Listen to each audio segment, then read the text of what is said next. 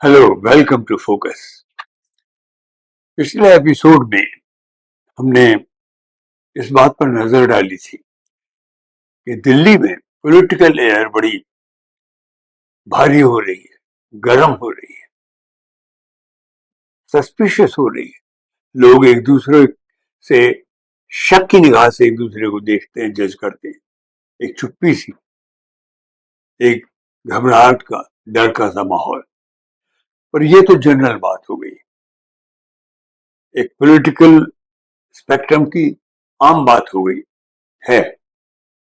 एक तरह का जो फासिस्टिक रूल होता है उसकी हवा ऐसी होती है। पर ज्यादा इंपॉर्टेंट, इससे भी ज्यादा इंपॉर्टेंट चीज ये है कि आंतरिक तौर पर जो सरकार के अपने लोग हैं उनमें अंदर अंदर क्या है उस पर भी नजर डालना बहुत जरूरी है। सवाल से उठता है, क्या हो सकता है वो राज कि उनके मंत्री, पार्टी के लोग और यहां तक कि सहयोगी लोग भी उनके सामने चूं तक नहीं कर सकते, जैसे सबकी नाक में नकेल डाल दी गई। क्या हो सकता है राज? एक तो बड़ा सिंपल है कि थ्रेट एंड फियर को एक तरह की स्टेट पॉलिसी बनाना, जो कि मैं पहले भी कह चुका हूं।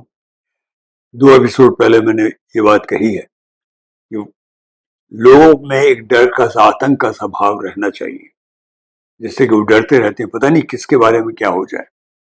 और दूसरा है रिवॉर्ड्स। जो आपकी बात माने उसको रिवार्ड दो, इनाम दो, पैसे से ऐसा नहीं करो, पावर भी दो। लेकिन ये नकेल डालना, डर का सा माहौल, ये यूं ही तो नहीं हो जाता। इसके पीछे भी तो एक मैकेनिक्स होती है, एक तरह की डायनेमिक्स होती है, एक तरह का काम करने का तरीका होता है, प्रक्रिया होती है। ये अपने आप तो नहीं फैल जाता ना, फैलाया जाता है। क्या है वो सीक्रेट? सबसे पहले तो अगर देखें, थोड़ा काफी पीछे जाना पड़ेगा, उस वक्त में, उस दौर में जाना पड़ेगा जब अडवाणी जी की रथ यात्रा हुई थी। क्योंकि सबसे बड़ी चीज यह है कि भारतीय जनता पार्टी जो सत्ता में आती है वो उस रथ यात्रा के बाद से पावर मिलनी शुरू होती है। संसद में जिस पार्टी के पास सिर्फ 2 मेंबर्स थे, वहां से उठकर के इतनी बड़ी पार्टी, इतने बड़े बहुमत वाली पार्टी बनना संसद में, और सरकार बनाना, तीसरी टर्म में भी बनाना, इसकी शुरुआत वहां से होती है। वो आंदोलन अडवाणी जी ने शुरू किया था, और जब भारतीय जनता पार्टी पावर में आई उसके बाद, तो अडवाणी जी हिंदुस्तान के दूसरे सबसे इंपॉर्टेंट ताकतवर शख्सियत थे। वाजपेयी जी, अटल बिहारी वाजपेयी जी हमारे प्रधानमंत्री थे जिन्हें बड़ा स्नेह प्राप्त था अक्रॉस दी पॉलिटिकल स्पेक्ट्रम। मतलब दूसरी पार्टियों में भी उनके प्रति स्नेह था। लेकिन असली ताकत, बहुत बड़ी ताकत अडवाणी जी की समझी जाती थी। एक तरह का लौह पुरुष आफ्टर सरदार वल्लभ भाई पटेल माना जाता था उन्हें। तो अडवाणी जी को क्या हो गया, जिन्होंने मोदी जी की सरकार बनाने में सबसे बड़ा सहयोग तो उन्हीं का था। चीफ मिनिस्टर बनाया गया गुजरात में, उसके पीछे सबसे बड़ा हाथ तो अडवाणी जी का था। फिर जब वो प्रधानमंत्री बने और जो गोवा में जो सम्मेलन हुआ, इसमें ये समझा जा रहा था कि वाजपेयी जी खुश नहीं है और उनको वो अधिकार, उनको पोजीशन नहीं दी जाएगी मोदी जी को।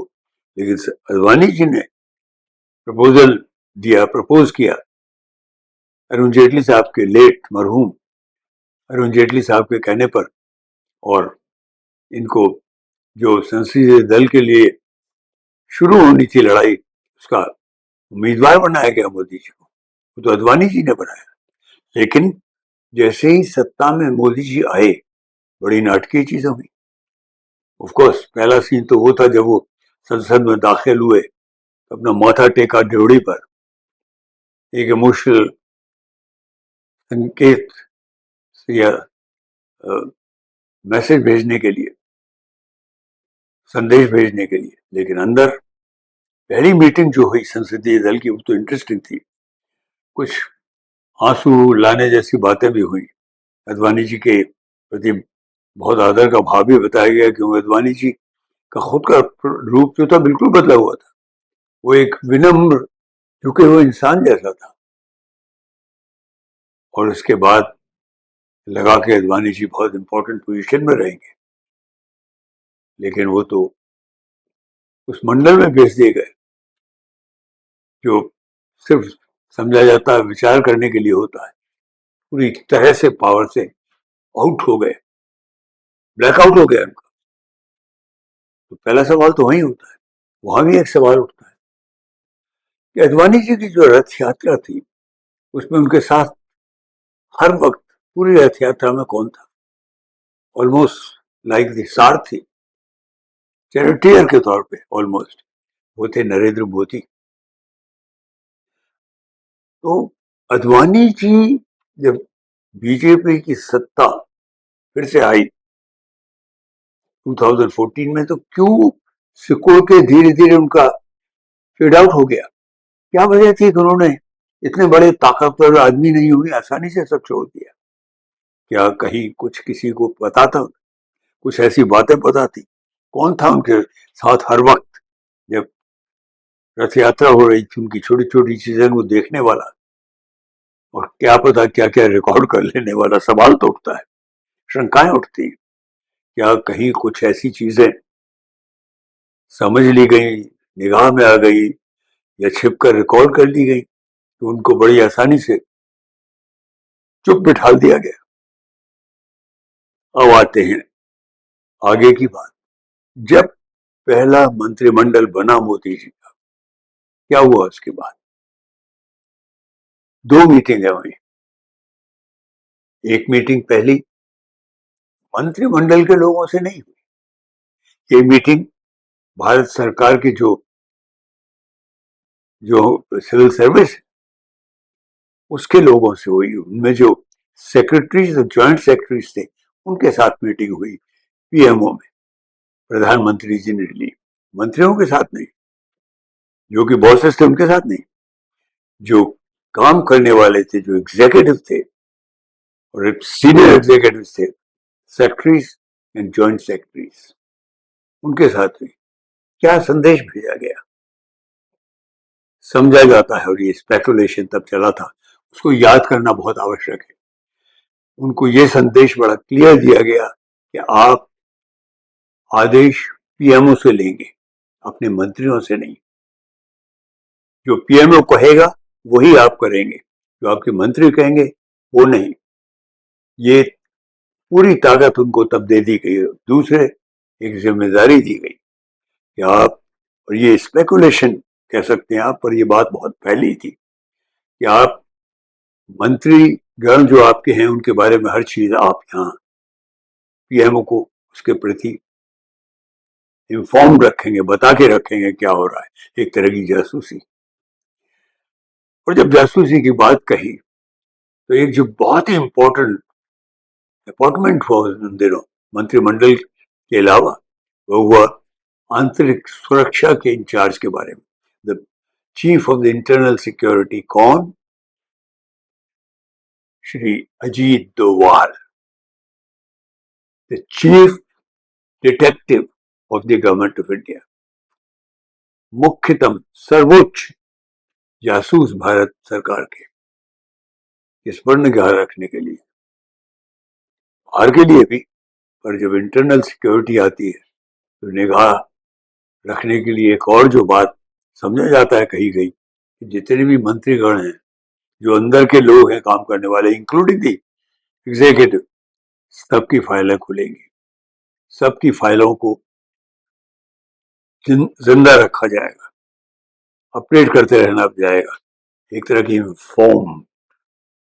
इंफॉर्मेशन लेना, कलेक्ट करना, देना, जासूसी, सबके छोटे छोटे राज। और जो दूसरी मीटिंग हुई वो खुद मंत्रिमंडल के साथ हुई, मंत्रियों के साथ हुई। वो जो चीफ जो एग्जीक्यूटिव होती है उसके साथ नहीं, जो पूरे मंत्री होते हैं, उसमें छोटे मंत्री भी होते हैं, उनके साथ हुई। वो दृश्य याद है किसी को? वो पिक्चर याद है? मुझे याद है। एक एक जैसा तख्त होता है ना, रोस्टम जैसा, उस पर मोदी जी की कुर्सी थी, अकेले मोदी जी उसमें वो बैठे थे, और तख्त के नीचे सामने बाकी कुर्सियां थी जिस पर मंत्रीगण बैठे थे, और उनसे बात करने के लिए वो दृश्य मुझे अभी तक याद है। तब के जो पहले हमारे हेल्थ मिनिस्टर साहब बने थे, वो खड़े हुए और वो अपनी बात कह रहे थे। हर मंत्री को खड़े होकर चौधरी जी को अपनी बात बतानी है, उनसे पूछकर, जैसे एक क्लास के अंदर हेड मास्टर होता है उस तरह से, जैसे एक सबकी नाक को पकड़ में कोई नकेल डाल के रखने वाला कंट्रोलर होता है, उससे मोदी जी बैठे थे, और वो जिनसे कहते थे उंगली उठा के, वो खड़े होते थे, बात कहते थे, बैठ जाते थे। पहले दिन ही this message perhaps was reached across कि आपका स्टेटस क्या है, और आपको डर के, तमीज से, समझदारी से बात करनी है। This was a part of A policy threat in fear. ये सिर्फ जनता जनार्दन के लिए नहीं, ये खुद इंटरनल लोगों के लिए भी, क्योंकि उसके बाद में अगर आप कट करें और आए प्रेजेंट में, तो आप ये देखिए कि जब से धनखड़ साहब गए हैं, कितना स्पेकुलेशन चल रहा है, कहाँ गए, क्या हुआ, वो कुछ बोले नहीं है। हमने एक वीडियो में पिछले वाले में बात कही भी। अब तो यहां तक स्पेकुलेशन अटकलें लग रही कि अब house arrest, video after video on social media और क्लेमिंग, कह रहे हैं कि वो हाउस अरेस्ट में है, उनको किसी से बात करने की इजाजत नहीं है, वो कुछ बोल नहीं सकते। तो ये सही शायद ना भी हो सच, लेकिन बात अगर फैल रही है, उसका खंडन ना करना भी एक पॉलिसी के तहत हो सकता है, ताकि एक जनरल फियर जाए। Again we are coming back, जो इंटरनल्स है, मंत्री हैं, ये सब है, उन तक पहुंच जाए कि क्या हो सकता है। क्योंकि ये सवाल अक्सर उठता रहा है कि भाई इतने सीनियर, इतने अच्छे अच्छे ministers, defence minister Rajnath Singh ji, Nitin Gadkari साहब और भी सीनियर मिनिस्टर रहे, और भी सीनियर कितने मिनिस्टर हैं, कोई कुछ बोलता क्यों नहीं? चुप्पी क्यों रहती? वोट क्यों सी लेते हैं सब? सबको शायद ये बात मालूम है और पहुंचा दी गई है, और शक रहता भी है कि कुछ भी बोलिएगा तो कहीं ना कहीं कोई भेद या कुछ कह देगा, बता देगा। ये स्थिति लाई गई है। असली चीज ये है शासन करने का तरीका जो मोदी जी ने शुरू किया है। इसकी का एक और उदाहरण मैंने सुना, उसका तथ्य मेरे पास नहीं है, पर एक बहुत सीनियर जर्नलिस्ट थी जो अब नहीं रही, वो जा चुकी है, स्वर्गवास हो गया उनका, और एक मिनिस्टर है, उनका नाम नहीं लूंगा, उनके बारे में उन्होंने बताया था, हमें पता चला था कि उन मिनिस्टर साहब ने मिनिस्टर बनते ही कुछ ही दिनों में अमेरिका जाने के लिए रिक्वेस्ट किया, छुट्टी मांगी, क्योंकि उनके बेटे के कॉलेज में शायद एडमिशन या फिर कोई समारोह था बड़ा इंपॉर्टेंट, जहां पेरेंट का जाना जरूरी था। तो उन्हें सीधा कड़क जवाब दे दिया गया कि आप रिजाइन कर दीजिए, फिर जा सकते हैं। चुप होकर बैठ गए सीनियर मिनिस्टर साहब। This kind of a message was reached across. This was the deliberate exercise to create a sense of fear, जो कि तानाशाहों की दुनिया में, फासिस्टिक दुनिया में होता है। That's what India is today. हमको शायद ये बात अच्छी नहीं लगती, और same thing is happening to the media. Abide और सफर, और साथ में रिवॉर्ड। आप अबाइड करेंगे तो आपको एडवर्टीजमेंट्स मिलेंगे, फायदे होंगे, आपको सरकार के नजदीक रहेंगे। ये एक आज एक झांकी बताना फोकस में आवश्यक है। क्योंकि फोकस का काम यही है, जो अंदर की गहरी चीज है, जो हमें पूरी तरह से एक गलत सलत तरीके से ढकेल रही है, कमजोर कर रही है हमें, उस पर पूरे फोकस के साथ रोशनी डालना, लाइट को, रोशनी को इग्नाइट करना। आज फोकस में इतना ही। वंस अगेन माय प्ली, please subscribe to our channel, share our videos, अपने कमेंट्स दीजिए हमें। इसी के साथ खत्म करता हूँ आज का